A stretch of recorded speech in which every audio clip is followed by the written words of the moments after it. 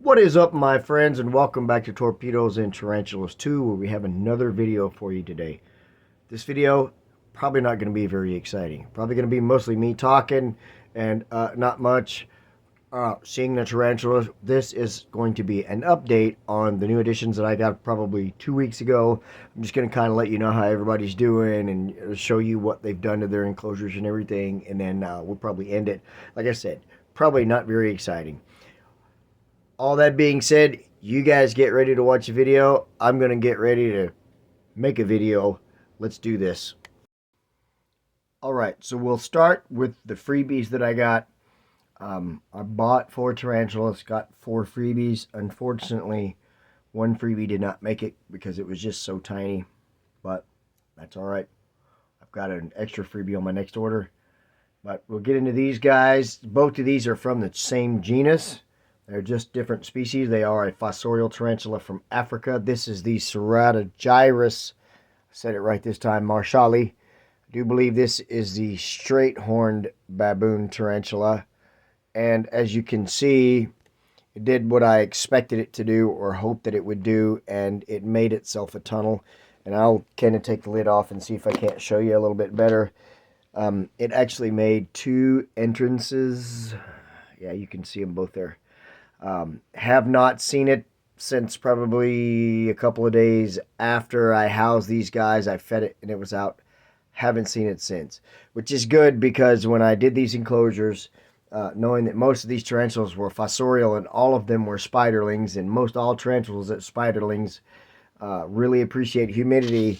When you put substrate in their enclosure, you want to put a thin layer in the bottom of the enclosure and then wet it down really good, and then put some pre-moistened substrate on top of that, maybe a little dry, and leaf litter and whatever else you want on top of that, and they will go down to the level of humidity they need.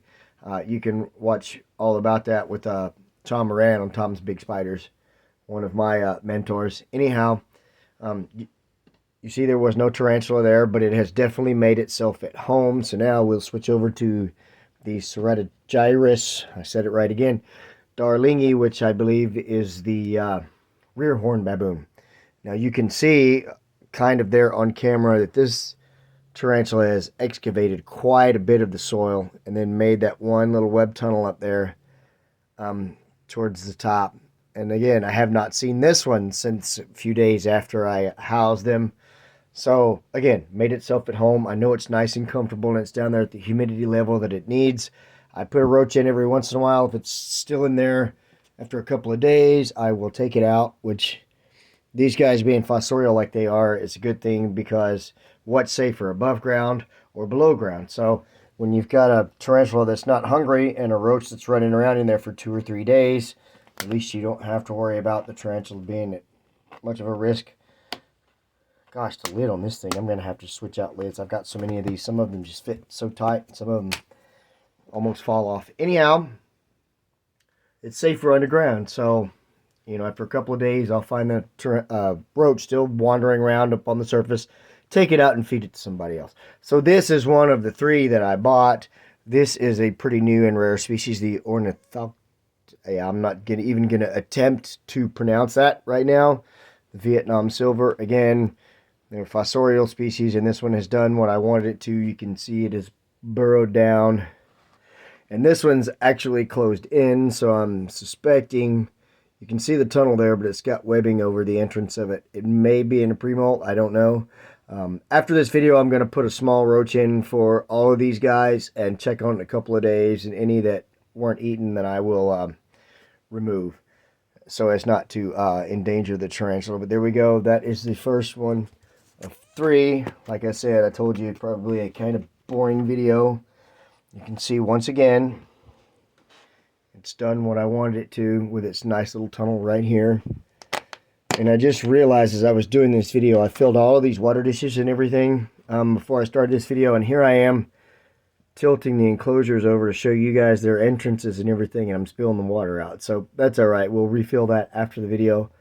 Again, stayed underground since probably about day 3 or 4, so apparently they are comfortable. Now this is also kind of a nervous time in a keeper's life. when you never see them, and it just kind of concerns you, and you're tempted to want to poke around and explore and check them out. But of course, that's never a good idea. You just want to let the tarantula do what it does and try not to interrupt it or disturb it. And there is the last one. You can see they have definitely burrowed down and made themselves at home. So let's get on to the last two that I have. One of them a freebie and the other one not so much. I'm going to have to move my camera around, so bear with me, guys. Alright, so up first is the other freebie that I got that survived. A genus or species that I have not owned yet. This is the Nhandu genus. They're mostly from Brazil. Very popular in the hobby, especially the Nhandu chromatus and the what's the other, Colorado velocis. Anyway, this is the Nhandu tripepi, or the Brazilian giant blonde.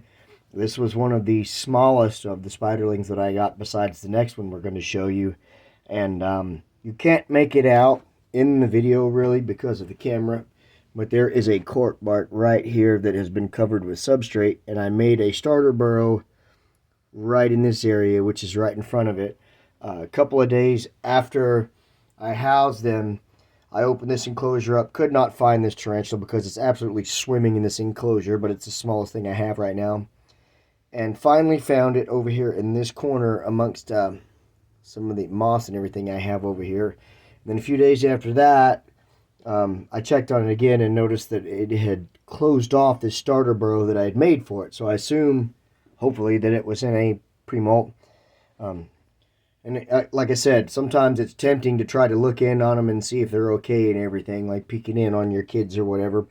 But it's usually not advisable to do it. But if I do, because sometimes I will do it, you can kind of get a better idea of what's going on here.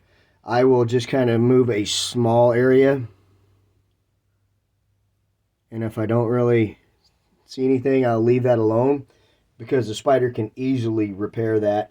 And if you do that, you want to make sure that you do not have live prey running around in there. Just don't do it. It's a bad idea. Okay, again, another tarantula that we didn't get to see, but I saved the best for last. Hopefully we can get a pretty good view of it because it's kind of tiny. Let's move on to the last one. Alright, so I had to move some things around and stuff just to give you guys a halfway decent look at this tarantula right here, because it is absolutely tiny, as you can see by the comparison to the tip of my finger, but it is definitely the most valuable out of the ones that I just got. Hopefully it will be part of a future breeding project, and most of you were probably wondering more about this one than the rest of them. This is my T. Celadonia, a Brazilian jeweled tarantula. This is my second one. Sorry for the shakiness. This is the best I can do to kind of give you guys a look at it. The one that I have, you probably saw the short video I did yesterday. I hope you guys like that. I highly suspect that that is a female. So I'm hoping this is a male, and maybe we can do a little breeding later on. As I mentioned, it is absolutely tiny, and my smallest pinhead red runner roaches are still too large for it to take down. And they're about the size of this spiderling, some of the smaller ones that I have. So what I do is pre-kill. A lot of people will smash the roach, its head or whatever, just kind of incapacitate it. I don't like doing that because, for one, it's kind of inhumane, although I don't really give a crap because I hate roaches and stuff. But it kind of squishes a lot of the good stuff out. So what I do is just take one and put it in one of the vials that I've gotten spiderlings in, put it in the freezer, leave it in there for a couple of hours or a day, and then take it out, let it thaw, and put it in, and they'll eat them. I've had several spiderlings that when I got them, they were so tiny they couldn't take down food, so that's what I would do, was pre-kill.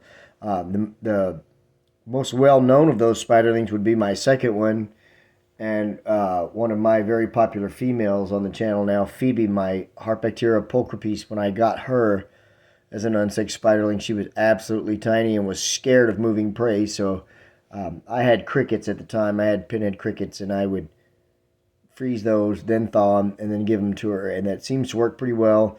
You can see there's some moisture in there. I just spritzed its enclosure, and of course it has not made its little trap door yet, and this is the experience that I had with the first one.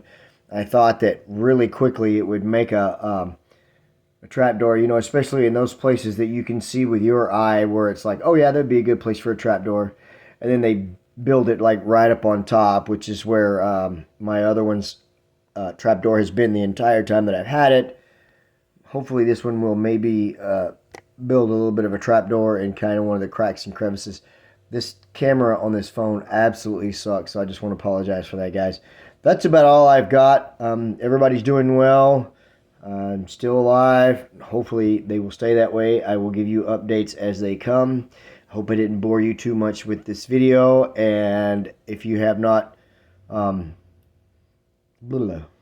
fart, haven't done this in a while, have not subscribed, please do that. Don't forget to like, comment, and share this video. And I thank you guys so much for watching. And I really wish I could give you a better outro look of this little guy right here. This camera sucks.